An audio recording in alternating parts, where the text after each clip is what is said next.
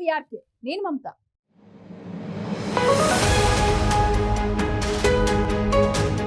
పహల్గామ్ ఉగ్రదాడి భారత్తో పాటు యావత్ ప్రపంచం మొత్తాన్ని ఉలిక్కి పడేలాగా చేస్తోంది. దీంతో భారతదేశం సైతం పాకిస్తాన్పై ఈసారి ఎలాగైనా ప్రతీకారం తీర్చుకోవాలని కంకణం కట్టుకుంది.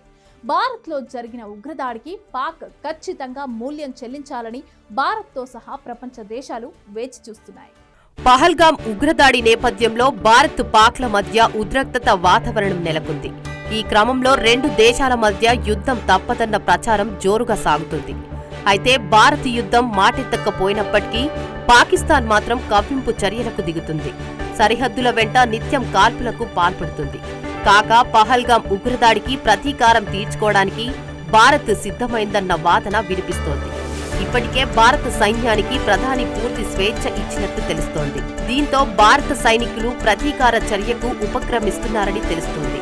వరుసగా అధికార వర్గాలతో మోదీ భేటీ అవుతుండటంతో ఉత్కంఠ రేపుతోంది. కాగా రెండు దేశాలు సంయమనం పాటించాలని అగ్రదేశం అమెరికా సూచించింది. అయితే ఈ విషయంలో భారతదేశం స్పష్టమైన వైఖరిని వెల్లడించినట్లు తెలిసింది. పహల్గామ్ దాడికి ప్రతీకార చర్య తప్పదని స్పష్టం చేసినట్లు తెలుస్తోంది.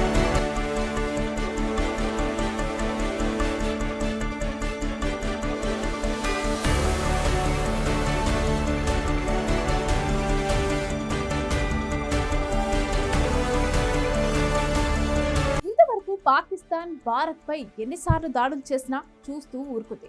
గతంలో జరిగిన పుల్వామా గానీ, అంతకు ముందు జరిగిన కాశ్మీర్లోని శివపూరి ఆలయ యాత్రికులపై జరిగిన ఉగ్ర కాల్పులో భారత్ అంత సీరియస్ గా తీసుకోలేదు.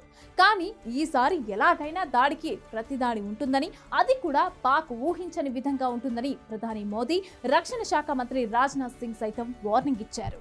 పహల్గామ్ ఉగ్రదాడికి ప్రతీకారం తీర్చుకోవడానికి భారత్ సిద్ధమైంది. వరుసగా అధికార వర్గాలతో మోదీ భేటీ అవుతుండటం ఉత్కంఠ రేపుతోంది.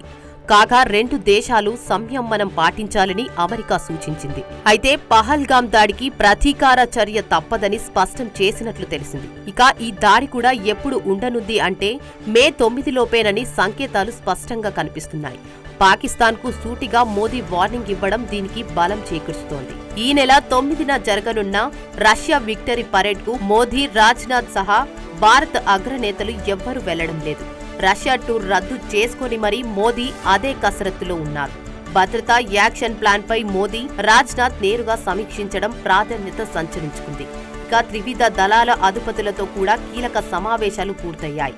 దేశ విదేశాలతో దౌత్యపరమైన సంప్రదింపులు పూర్తయ్యాయి. అయితే సైనిక చర్యకు దిగుతుందా లేక ఉగ్రవాదులకు ఏరివేతకు గతంలో లాగా సర్జికల్ స్ట్రైక్ చేస్తుందా అనేది మాత్రం స్పష్టం కాలేదు. కానీ 9 లోపు పాకిస్తాన్కు గట్టి బుద్ధి చెప్పాలని ప్రధాని భావిస్తున్నారు.